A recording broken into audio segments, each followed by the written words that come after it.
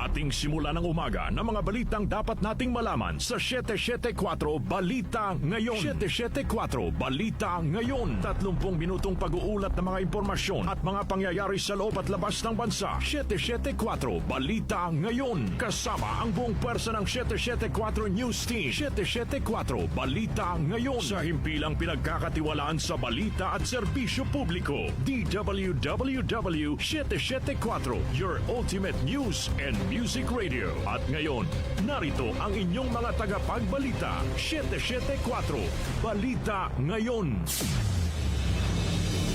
774 Balita Ngayon.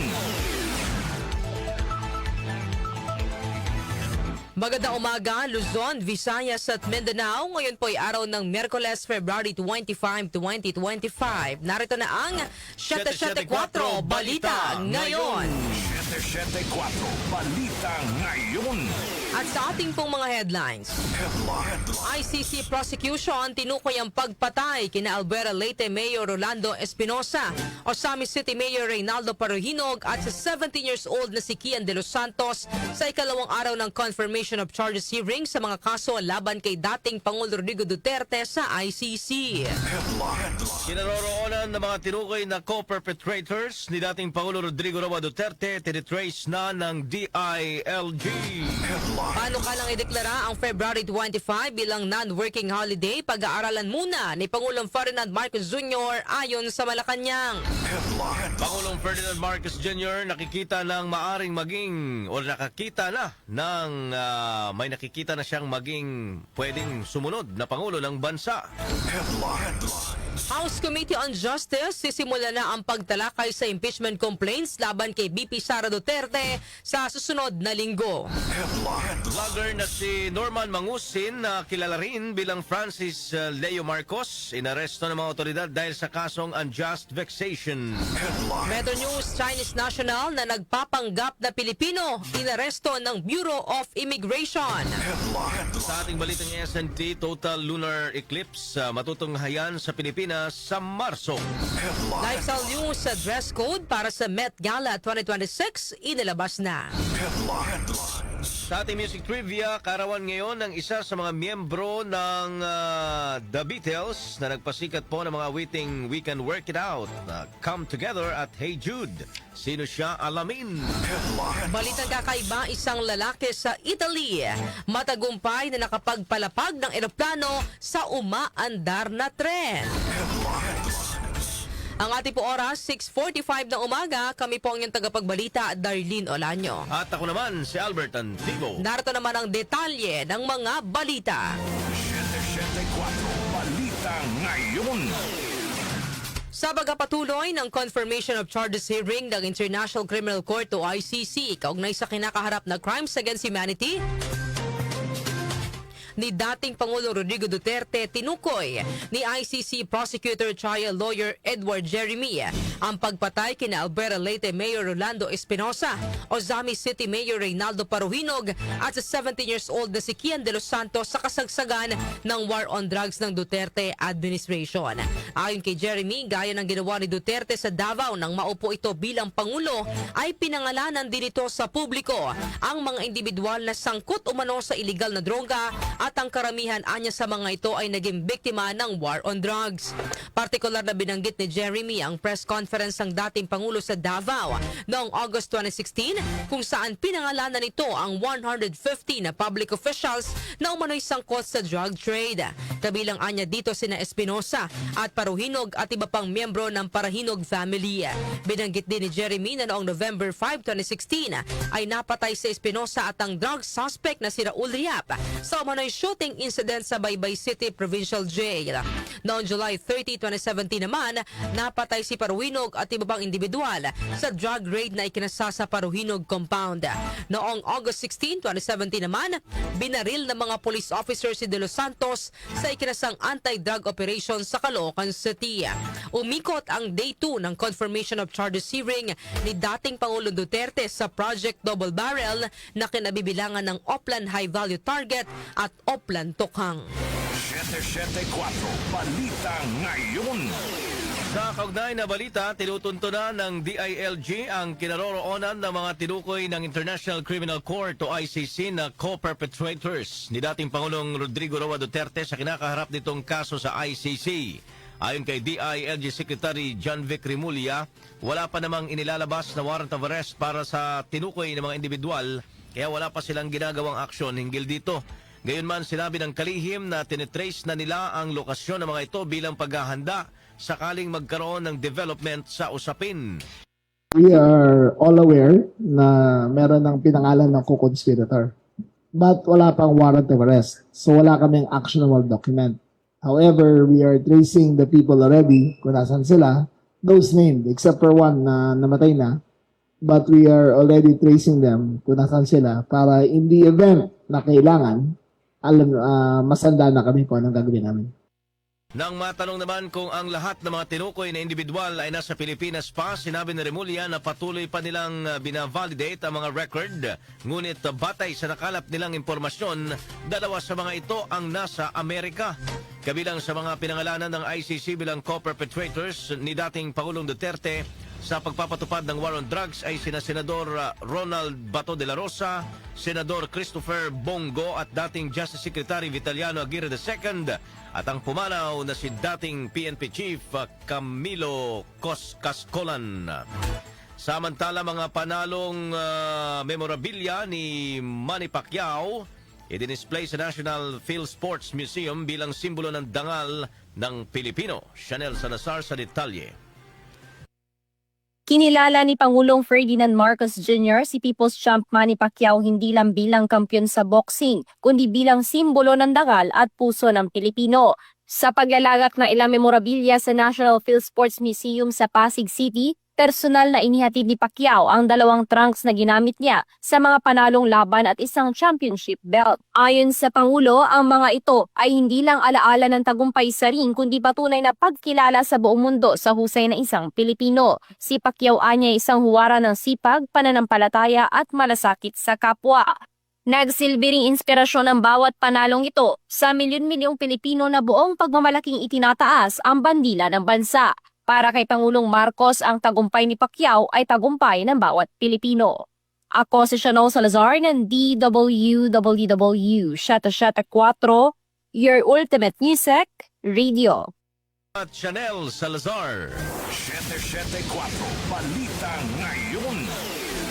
Pag-aaralan pa ni Pangulong Ferdinand Marcos Jr. ang panukalang gawing taunang non-working holiday ang February 25 para sa pagunita ng EDSA People Power Revolution. Inihag ito ni Palace Press Officer Claire Castro matapos ihain sa Kamara ang House Bill 7911 na nagsusulong na maibalik ang February 25 bilang regular holiday. Sa ngayon, ideklara ang February 25, 2026 bilang special working day para sa ika-40 anibersaryo ng EDSA. Ibig sabihin may pasok ang mga manggagawa at mga estudyante ngayong araw at walang dagdag na bayad ang mga papasok sa trabaho.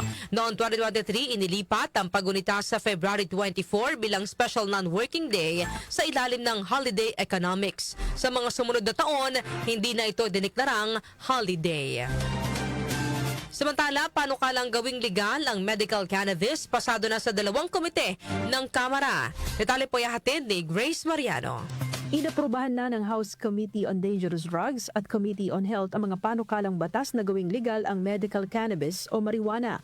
Base sa consolidated bill na ipinasa ng 2 komite ay magbibigay ng compassionate access sa medical cannabis at palalawakin din ang research o pananaliksik sa medicinal properties ng marijuana.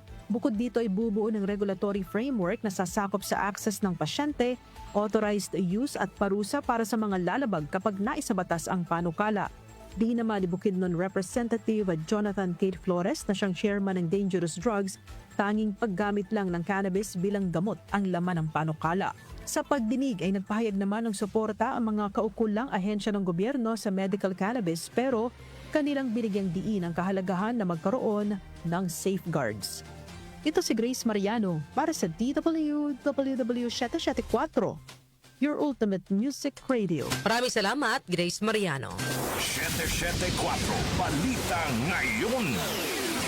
Samantala, may mga nakikita na si Pangulong Ferdinand Marcos Jr. na maaring tumakbo bilang susunod na presidente ng bansa.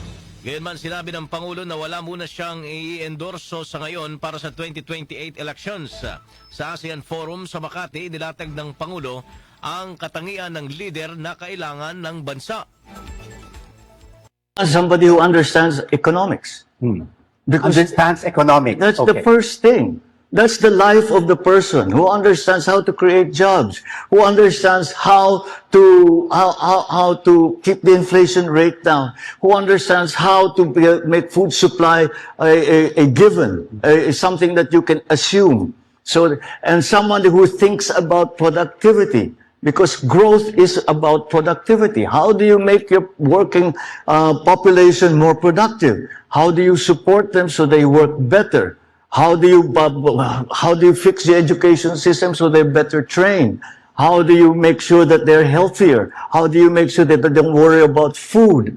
Those are the kind of people that you need, that we need, are the people who actually are thinking about not politics, but how to make the country better. Ayon sa Pangulo, may ilan na siyang nakausap sa gobyerno na magagaling at kayang mamuno, ngunit may iba rin na tumanggi. Gayunpaman, sinabi ng Pangulo na hindi pa ito ang tamang oras para pag-usapan ng pag-endorso dahil mas dapat unahin ang trabaho kaysa politika. That you've mentioned on who should be the next president in 2028. Have you already narrowed it down to about 2 or 3? You're gonna get me into trouble. Well, certainly there. He's going to answer it. Of course, I'm Go going ahead. to answer it. We have some people that we are talking to in mind. Many of them actually, some of them have said, "No, I do not." From the cabinet? I'm sorry. Are they from the cabinet? Are they local officials?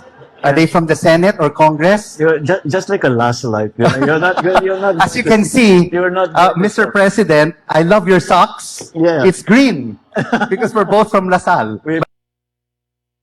Muli namang iginiit ng Pangulo na ang dapat maging presidente ng bansa ay tunay na nagmamalasakit at marunong makinig sa may alam para maayos na mapatakbo ang gobyerno. Oposisyon, pinag-aaralan pa ang posibilidad na makipag-alyansa sa Marcos administration para sa 2028 elections. Narito naman ang balitang hatid sa atin ni Conde Batak. Conde. Pinag-iisipan pa ng hanay ng oposisyon ang posibilidad ng pakikipag-alyansa sa administrasyon ni Pangulong Bongbong Marcos. Hindi pa masabi ni Senator Risa Hontiveros kung posible ang pakikipag-alyansa ng hanay ng oposisyon sa kampo ni PBBM para sa 2028 national elections. Sinabi ng senadora na sa ngayon ay inuuna muna nila ang pag-uusap ng mga orihinal na taga-oposisyon na katulad nila ang kaisipan para sa reforma. Kapag mabuo ang grupo, saka lamang nila mapag-uusapan kung magiging bukas sila para sa alyansa sa administrasyon. Hindi ko pa masabi sa ngayon. Dahil nga, nag-unite pa kami dun sa orig na mga magkakasama. And we need to do that para rin pag-usapan. Hindi lang yung common values namin na matagal na namin pinangahawakan at alam namin tungkol sa isa't isa. Pero kapag kung lumapit na yung ganyang senaryo, pag-usapan din namin o ano yung degree of common values na kailangan sa sino mang ibang grupo lampas sa atin na maaring lumapit. Lumutang ang espekulasyon ng pagsasanib puwersa ng mga dating magkakalaban sa politika nang pumunta sa Malacanang kamakailan sina Hontiveros at dating Vice President at ngayon Naga City Mayor Leni Robredo. Conde Batak ng DWWW 774, your ultimate music radio. Maraming salamat, Conde Batak. 774 Balita Ngayon. Sisimulan na ng House Committee on Justice sa susunod na linggo ang pagtalakay sa 4 na impeachment complaint na inihain laban kay Vice President Sara Duterte. Ayon sa chairperson ng komite na si Batangas Representative Jervil Luistro, itinakda ang pagtukoy kung sufficient in form at in substance ang reklamo laban sa pangalawang Pangulo sa March 2, 3 at 4. Nilinaw naman ni Luistro na walang magaganap na consolidation sa impeachment complaints laban kay BP Sara at lahat ng 4 na reklamo ay tatalakayin sa isang impeachment proceeding. Idehiyag ni Luistro na 5 hakbang ang pagdaraanan ng impeachment complaints. Una, ang pagtukoy kung ang mga reklamo ay sufficient in form. Pangalawa ay kung sufficient in substance. Pangatlo, kung ang reklamo ay may basihan para pasagutin ang inireklamo. Pang-apat, ang hearing proper. At panghuli, ang determinasyon kung mayroong probable cause ang mga reklamo. Ano man ang maging desisyon ng komite, ipadadala nito ang report sa plenaryo ng Kamara upang pagbotohan.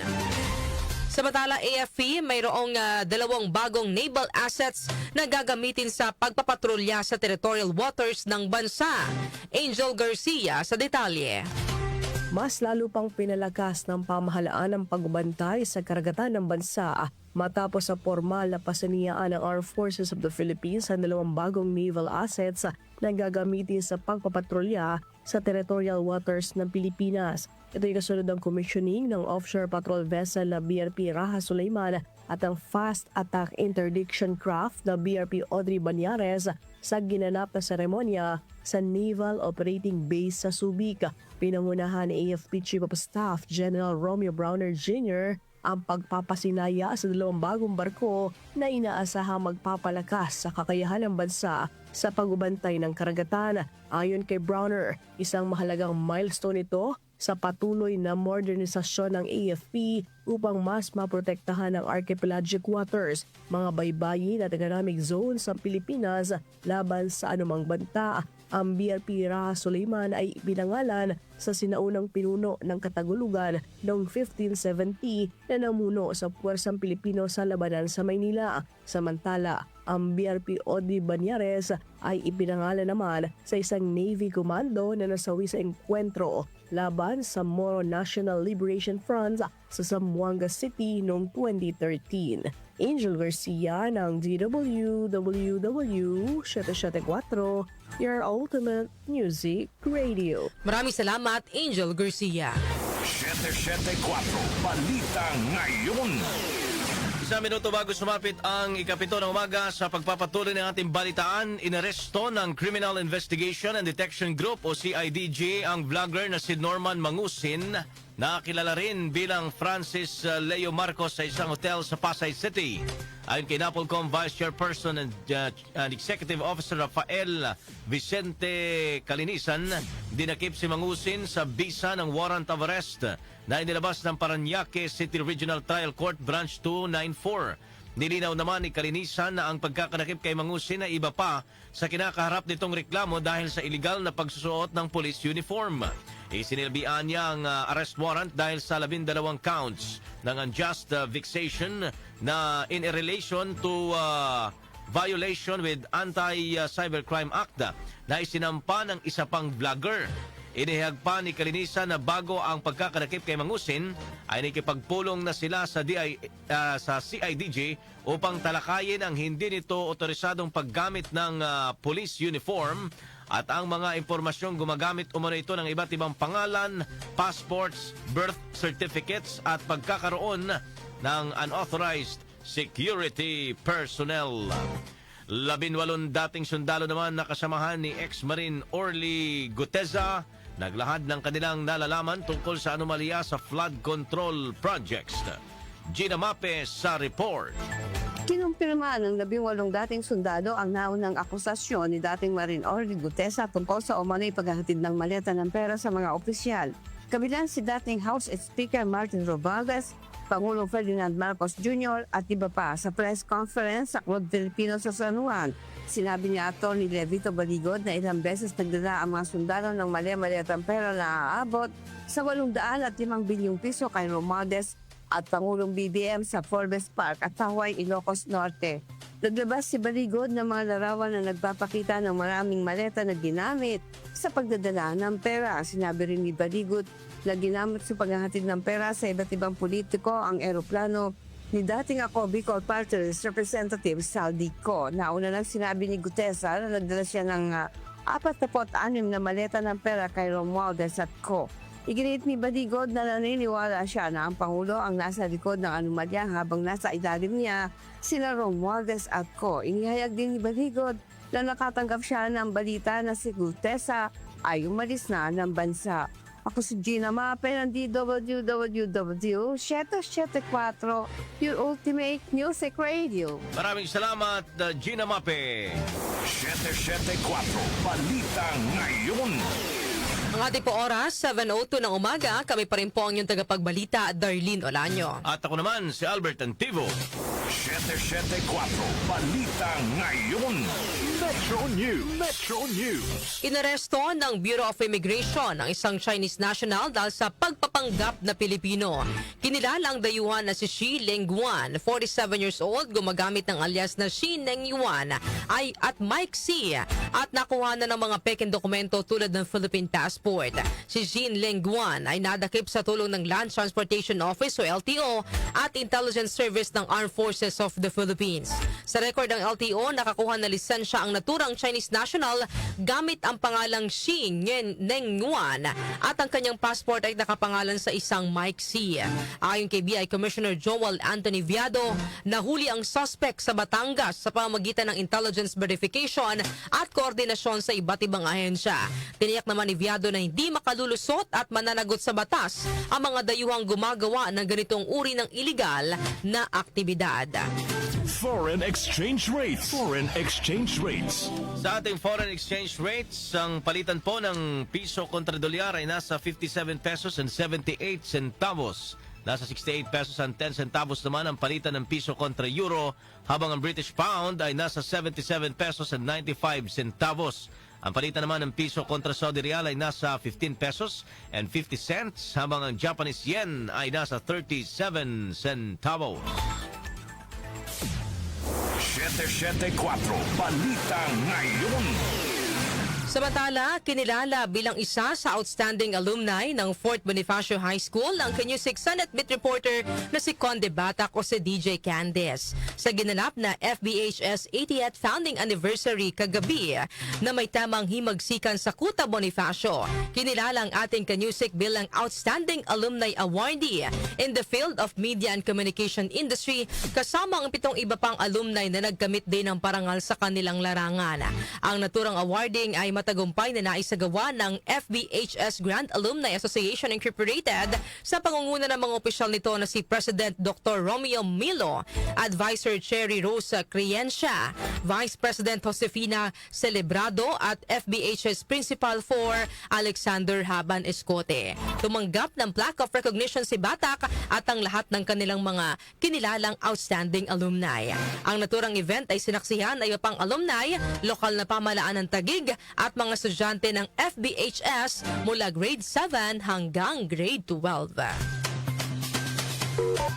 Lotto results. Lotto results. Update po muna tayo sa resulta ng Lotto. Ihatid po sa atin ni Jonah Bakiran. Jonah!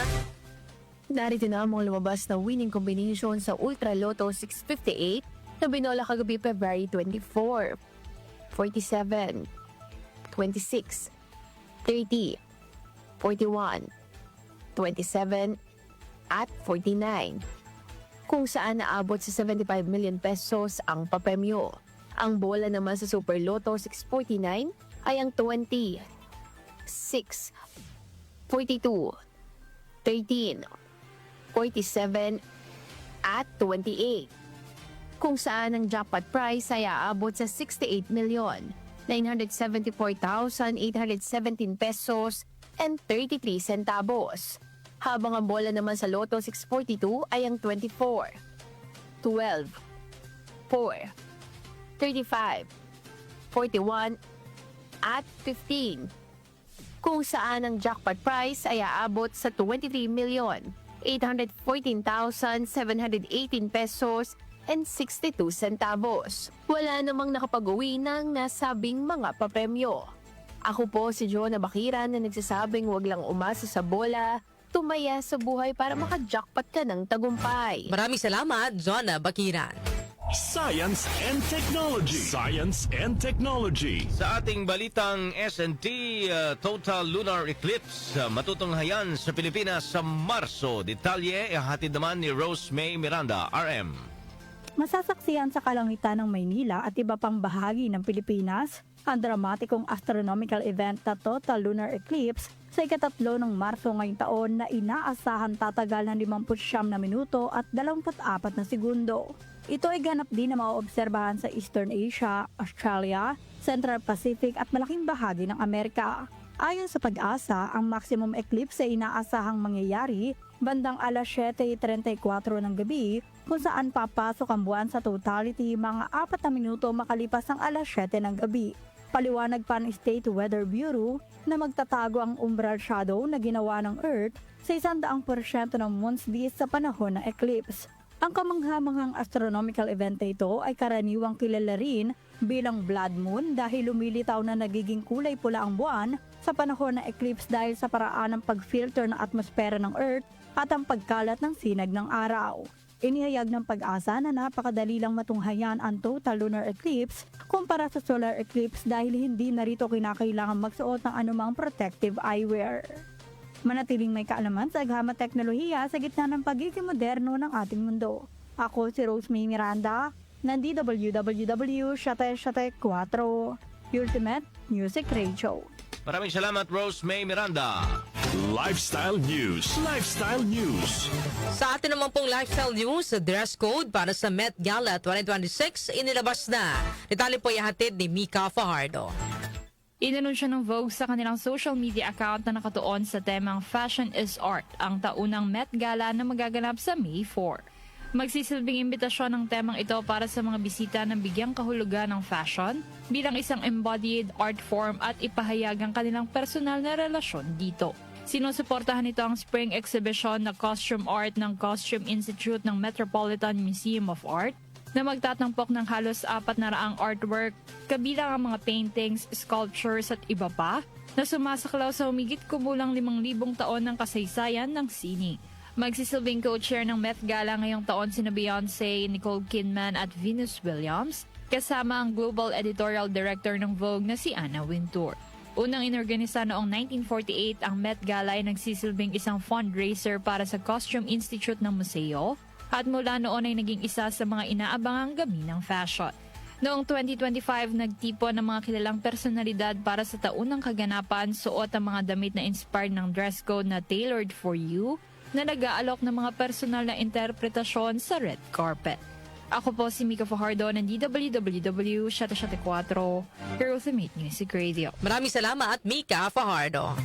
Music Trivia. Music Trivia.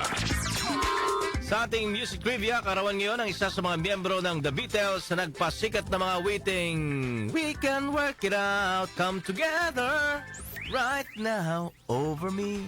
At kasi hindi pwede yung baka copyright tayo tayo sa Facebook Live eh. Di kakantayin ko na lang. Hey Jude! Sino siya? Alamin natin sa Music Trivia ni Kenny Gacosa. Blessed Wednesday morning! Narito na ang atid ko sa inyong Music Trivia. Kaarawan ngayon at isa sa miyembro at lead guitarist ng iconic English rock band na The Beatles na si George Harrison. Si Harrison ay isinilang noong February 25, 1943 sa Liverpool, England. Kilala siya sa bansag na The Quiet Beatle. Sina John Lennon at Paul McCartney ang kilalang songwriters para sa mga album ng The Beatles mula noong 1965. Ngunit may mga ilang kanta rin na si Harrison ang nagsulat, gaya ng Taxman, Within You, Without You, While My Guitar Gently Weeps, Something at Here Comes the Sun. Matapos madisband ng grupo ay nagsolo career na si Harrison at inilabas ang triple at critically acclaimed album na All Things Must Pass, kung saan kabilang ang awiting My Sweet Lord habang naging isa rin siya sa mga organizer ng 1971 concert for Bangladesh. Naging isang music at film producer din siya at ilan sa mga produce niya ang mga act sa Beatles Apple record label hanggang sa itatag niya ang Dark Horse Records noong 1974. Naging co-founder din si George Harrison ng Handmade Films noong 1978 na nag-produce ng ilang pelikula gaya ng The Life of Brian noong 1979. Samantala, ilan pa sa mga sumikat na awitin ng The Beatles ay ang We Can Work It Out, Come Together, Can't Buy Me Love, Let It Be, A Hard Day's Night at Hey Jude. At yan, hatid ko sa inyong music trivia. Ako po si Kenny Gacosta ng DWWW 774, your ultimate music radio. Come together right now over me. Basta mga Beatles na Oo, lang. talagang mapapasabay ka eh. Yan po ang music trivia ni Kenny Gacosta. Thank you, Kenny G. Balitang kakaiba. Sa atin naman pong balitang kakaiba, isang lalaki sa Italy matagumpay na nakapagpalapag ng eroplano sa umaandar na tren. Alamin natin ang detalye ng balitang kakaiba kay Doc Justin. Good morning, Doc Justin. Good morning, Darlene. Good morning, Albert. Sa lahat ng mga kanyosik natin, happy Wednesday. Ano ngayon, ha? Oo. Commemoration ng EDSA 40 na. Oo, kaso may pasok. Kaya Doc pala Justin. matraffic pa rin kasi in-expect ko kanina na maluwag kasi yun pala ay... May pasok. Oo, sige, mamaya na natin pag-usapan yan kasi magsasawa kayo dyan sa topic na yan. Kasi ito muna, yung ating BK o balitang kakaiba. Matagumpay na naisakatuparan ng Italian pilot na si Dario Costa.